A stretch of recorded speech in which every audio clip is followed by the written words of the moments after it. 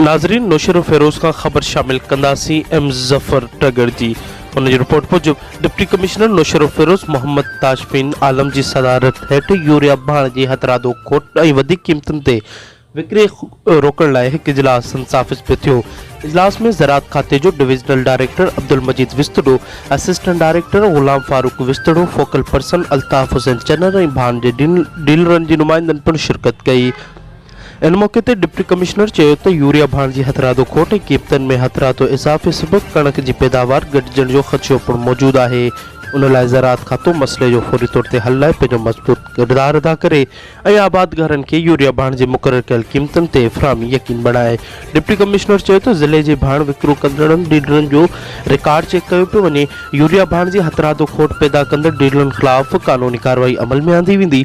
Deputy commissioner चयो त record फ़राहम न कंदड़ डीलरनि जी रिपोर्ट ॾिनी वञे त जीअं उन्हनि ख़िलाफ़ कानूनी कार्रवाई अॻिते वधाए सघिजे।